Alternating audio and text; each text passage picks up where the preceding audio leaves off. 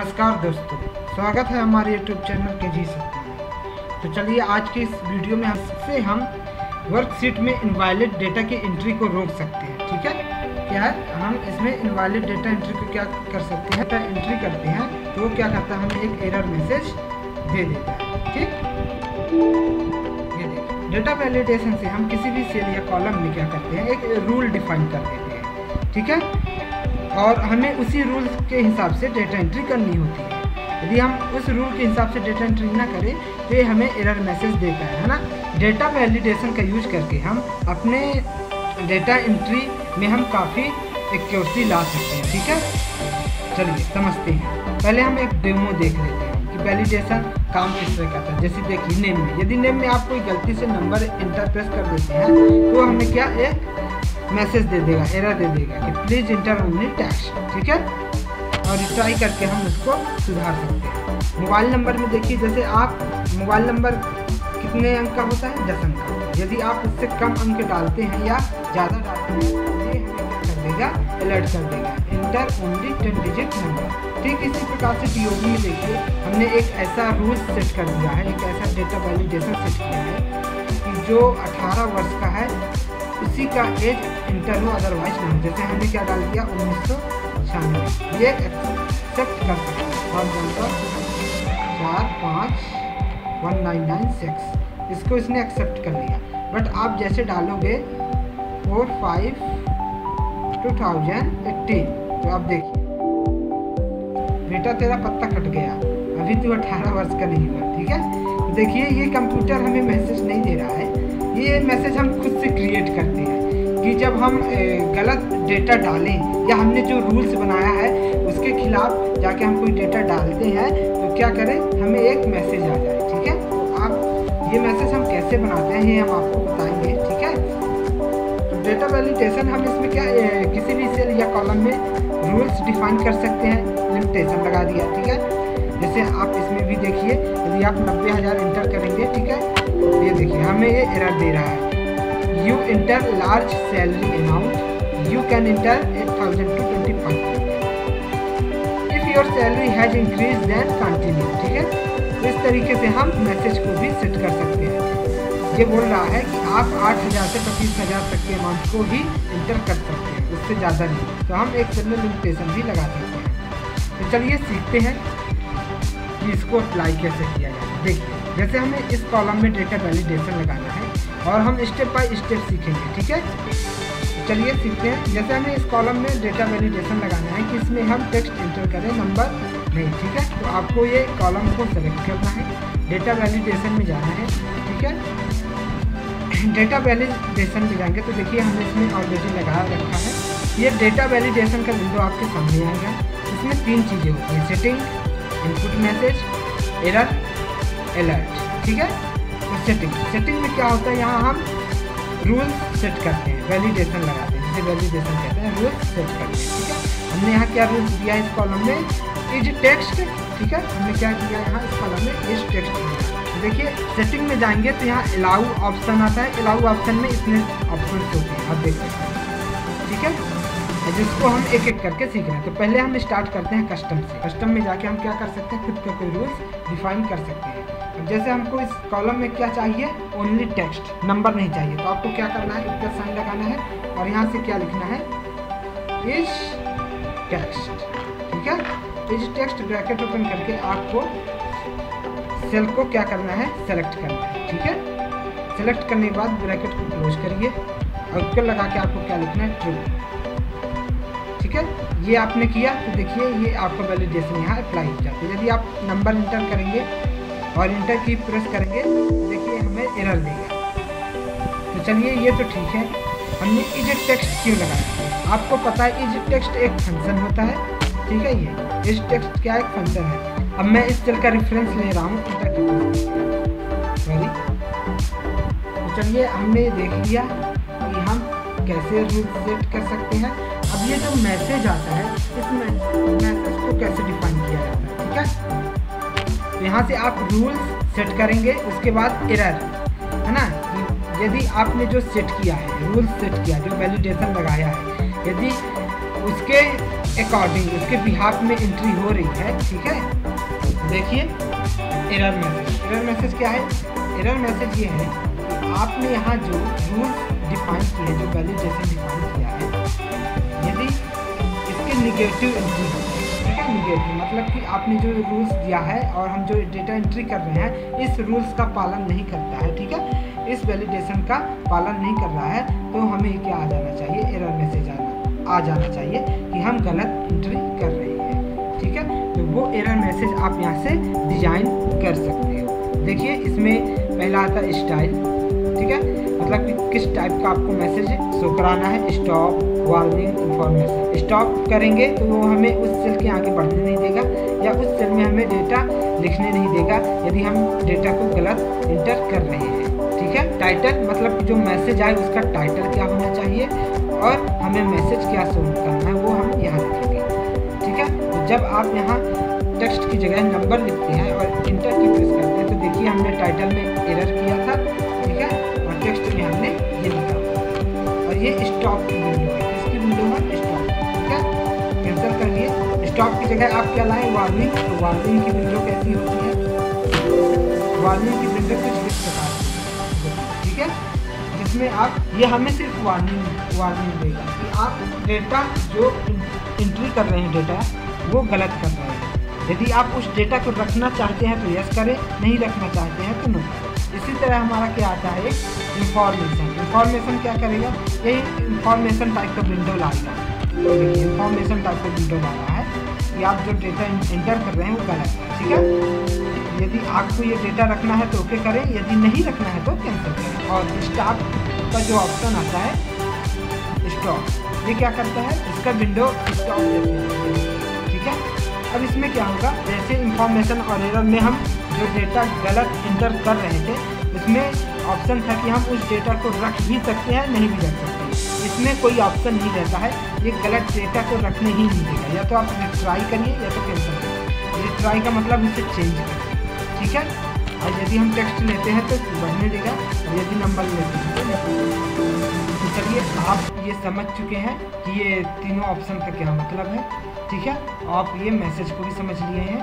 अब सेटिंग में अब आते हैं इनपुट मैसेज। ये इनपुट मैसेज क्या होता है? यदि आप यहाँ कुछ शो कराना चाहते हैं, जैसे देखिए टाइटल में आप लिख सकते हैं जो भी आपको टाइटल देना है। जैसे हमने लिख दिया इन्फो, मैसेज आप देंगे एंटर ओनली टेक्स्ट। ठीक है, तो इसका बेनिफिट ये है कि जैसे यूजर इसमें कर्सर रखेगा उसको ये मैसेज शो होगा। देखिए एंटर ओनली टेक्स्ट। ठीक है, आप देख सकते हैं हमको ये मैसेज शो हो रहा है। ठीक है, चलिए आगे बढ़ते हैं। अब हम दूसरा वैलिडेशन लगाना चाहते हैं कि हम इसमें सिर्फ इस कॉलम में 10 डिजिट से ज़्यादा नंबर ना रख पाएँ और ना कम रख पाएँ। ठीक है, क्योंकि मोबाइल नंबर जो होता है 10 डिजिट का होता है। ठीक है, कितने डिजिट का होता है? 10 डिजिट का। तो हम चाहते हैं कि 10 डिजिट से ना तो कम ना तो ज़्यादा नंबर हम रख पाएँ। तो इसके लिए हम वैलिडेशन क्या अप्लाई करेंगे देखते हैं। आपको सेटिंग में जाना है। सेटिंग में जाने के बाद हम क्या लेते हैं यहाँ से? Text length. टेक्स्ट लेंथ लेंगे और टेक्स्ट लेंथ में हम क्या लेते हैं? Data type equal. क्या लेंगे? इक्वल टू लेने के बाद हम यहाँ क्या देंगे? 10। ठीक है, उसके बाद ओके प्रेस करिए। तो आप देखिए यदि आप 4 डिजिट भी देते हैं है ना, ये आपको एरर मैसेज दे देगा। यदि आप 11 डिजिट लेंगे उससे ज़्यादा लेंगे तो देखिए ठीक है, लेकिन यदि आप 10 डिजिट 1 2 3 4 5 6 7 8 9 10। अब यदि हमें डेट में कोई वैलिडेशन लगाना हो कुछ इस प्रकार का कि जो 18 वर्ष के हैं, ठीक है, उन्हीं का यहाँ डेटा एंट्री हो पाए, अदरवाइज ना हो पाए। ठीक है, हमें ये रोक दे तो हम क्या करेंगे? डेटा वैलिडेशन में जाएंगे और इसमें हम लेते हैं डेट। ठीक है, अलाउ में क्या लेंगे? डेट, और यहाँ हम क्या लेते हैं? बिटवीन। ठीक है, तो हम यहाँ से अप्लाई एक रेंज, एक लिमिट लगा देंगे कि 1900 से या 2004 तक, मतलब कि जिनकी DOB इतना है वही इसमें या उन्हीं का डेटा एंट्री हो सकता है। ठीक है, वो लिमिटेशन हम यहाँ से ऐसे सेट कर सकते हैं। आधार नंबर, इसमें हम चाहते हैं कि जो हम आधार नंबर एंटर करते हैं वो डुप्लीकेट ना होने पर। जैसे देखिए 1236 पे यदि मैं दोबारा लिखूँगा ये ठीक है, अभी कहते हैं दोबारा फिर से वही आधार नंबर। तो ये क्या है, ये असल में कंप्यूटर नहीं देता है, ये हम खुद डिजाइन करते हैं। ठीक है, देखिए इसको हमने कैसे किया, डेटा वैलिडेशन में जाइए। ठीक है, और यहाँ से हम कस्टम ऑप्शन को लेंगे। कस्टम ऑप्शन में जाके हम क्या करेंगे, काउंट इफ। ठीक है, काउंट इफ फंक्शन लगाएंगे और पूरे कॉलम को लेंगे और फिर यहाँ से E1 लेके इक्वल 1 कर देंगे। ठीक है, मतलब कि अब देखिए इस चीज़ को समझिए, हमने क्या लिया, काउंट। ठीक है, रेंज हमने क्या लिया ये। ठीक है, कॉमा लेने के बाद फिर इंटर। देखिए हुआ, हमने यहाँ क्या लिया था E1, यदि आप लेंगे क्या E2, क्या लिया हमने E2, तो देखिए 1 आ रहा है क्योंकि E2 में जो वैल्यू लिखी हुई है तो इस लिस्ट में ये एक ही बार रिपीट हो रहा है। लेकिन जब आप इसको दोबारा लिखेंगे 12 35 इंटर करेंगे तो देखिए यहाँ अभी कैंसिल काउंट को मैं यहाँ आपको समझा रहा हूँ। हम यहाँ कुछ वैल्यू लिख रहे हैं। ठीक है, इसलिए 2 3 4 5 6 7। ठीक है, हमने ये वैल्यू लिखा, काउंट क्लिक करिए, काउंट। ठीक है, आप ये क्या लेंगे, रेंज लेंगे, कॉमा करिए और यहाँ आप क्या लेंगे, कोई भी एक सेल सिलेक्शन करिए। ठीक है, इंटर करिए तो यहाँ 1 आ रहा है क्योंकि 2 यहाँ इस लिस्ट में 2 एक ही बार रिपीट हुआ है। यदि आप कहीं और 2 को रिपीट करेंगे तो देखिए ये हमें बता देगा कि इस लिस्ट में 2 कितने बार रिपीट हो रहा है। तो हमने क्या कंडीशन लगाया था कि इस लिस्ट में वो नंबर सिर्फ एक ही बार रिपीट होना चाहिए। ठीक है, तो हमने यही किया है। डेटा वैलिडेशन में जाइए, देखिए तो ये काउंट इफ हमें क्या करेगा, ये हमें नंबर प्रोवाइड कराएगा कि इस लिस्ट में ये जो डेटा है कितने बार रिपीट हो रहा है। ठीक है, तो हमने क्या कह दिया कि जो भी नंबर है ना करंट सेल में वो एक ही बार रिपीट होना चाहिए। हमने यहाँ क्या कर दिया, 1 प्रेस कर दिया, यहाँ वो नंबर जो है उस लिस्ट में एक ही बार रिपीट होना चाहिए। ठीक है, यदि एक से ज़्यादा रिपीट होता है तो हमें एरर आ जाए। ठीक है, क्या आ जाए, एरर आ जाए। अब यहाँ हम लिस्ट डेटा वैलिडेशन से हम क्या कुछ इस प्रकार से लिस्ट बना सकते हैं। ठीक है, लिस्ट बनाने के लिए हमको क्या करना पड़ता है, डेटा वैलिडेशन में यहाँ से हमें लिस्ट ऑप्शन लेना पड़ता है। आप क्या लोगे, लिस्ट ऑप्शन। लिस्ट ऑप्शन को क्लिक करोगे और सोर्स में आप जो आपको सोर्स लिखना है, जैसे हम क्या लिख रहे हैं, सपना कॉमा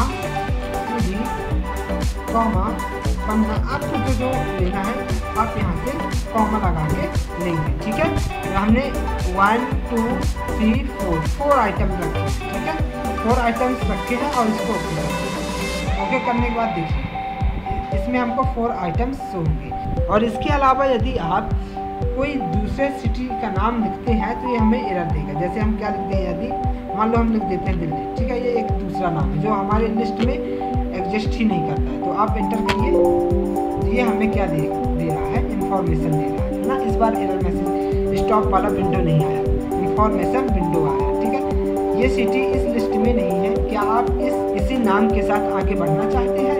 यदि बढ़ना चाहते हैं तो यस करें, नहीं बढ़ना चाहते हैं तो नो करें और यहाँ से आप चेंज कर दें। ठीक है, अब हम ये नेक्स्ट कॉलम देखते हैं। अब हम चाहते हैं कि इसमें जीमेल फॉर्मेट में हम डेटा एंट्री कर पाएँ। यदि आप ऐसे ही करोगे कि ऐसे हमने लिखा, फिर यहाँ से हमने लिख दिया क्या @yahoo.com, क्या लिख दिया yahoo.com, ये हमारी एंट्री हो जाएगी। करके दिखाओ, हुआ नहीं हुआ ना। इस चीज़ को हम कैसे सेट कर सकते हैं, इसको हमको सेट करने के लिए आप डेटा वैलिडेशन में जाइए और हमको क्या लिखना है, इस नंबर और मैच। ठीक है, और इसमें क्या लगाएंगे, डबल इन्वर्टेड कॉमा के अंदर आपको लिखना होगा स्टार। स्टार का मतलब होता है कि आप कुछ भी लिखिए, है ना। देखिए यहाँ जब आप जीमेल लिखते हो तो जीमेल का नाम जो स्टार्टिंग होता है वहाँ कुछ भी होगा, लेकिन जब एंडिंग होता है तो @gmail.com से होता है। तो देखिए हमने फिर क्या किया, स्टार्ट के बाद हमने यहाँ कर दिया @gmail.com। मैं आपको जूम करके दिखा रहा हूँ, तो यहाँ आप देख सकते हैं इस नंबर मैच। यहाँ हमने क्या लिया है, स्टार। ठीक है, स्टार का मतलब आप यहाँ कुछ भी लिखिए, आपका जो जीमेल का स्टार्टिंग में आप लिखते हैं जो जीमेल का नाम है ना, जैसे DP 11/11/214 और जो एंडिंग पॉइंट होती है जैसे @gmail.com, इससे एंडिंग पॉइंट होती है। तो इस फॉर्मेट में हमारा यदि डेटा एंट्री हम करते हैं और इसमें थोड़ा सा भी मिस्टेक होगा तो हमारा डेटा एंट्री नहीं करेगा, अदरवाइज वो एक्सेप्ट है। ठीक है, तो इस नंबर फिर हम ब्रैकेट ओपन करके मैच लेंगे, डबल इन्वर्टेड कॉमा के अंदर हमको क्या लिखना है, star@gmail.com, फिर डबल इन्वर्टेड कॉमा क्लोज। ये करने के बाद आपको क्या करना है, ये देखिए। तो चलिए वैलिडेशन में चलते हैं। ठीक है, डेटा वैलिडेशन में जाएंगे, हमारे सामने विंडो आएगी। तो हमको क्या करना है, यहाँ से आप लिखेंगे ऊपर इज नंबर ब्रैकेट ओपन, लिखेंगे मैच, हमको मैच कराना है, double inverted comma star, starting में कुछ भी हो स्टार्टिंग में, ठीक है, लेकिन एंडिंग पॉइंट क्या होनी चाहिए हमारी @gmail.com, ये हमारा फॉर्मेट होना चाहिए। ठीक है, इसको हम क्या कर देंगे, कॉमा करिए, कॉमा करने के बाद आप सेल का सिलेक्शन करेंगे। ठीक है, जो आपको पसंद है इसको आप सेलेक्ट करिए। सेलेक्ट करने के बाद आपको क्या करना है, इसको आप क्लोज करिए। और मान लीजिए इस फॉर्मेट में यदि डेटा एंट्री नहीं हो रही है, तो यदि आपको एरर मैसेज देना है तो एरर में जाके आप दे सकते हैं, जो कि हम अभी पढ़ चुके हैं। ठीक है, फिर आपको यहाँ से ओके कर देना है। अब आप देखिए, आप एक नॉर्मल टेक्स्ट लिखिए यहाँ। ठीक है, मैं इसको थोड़ा जूम करता हूँ।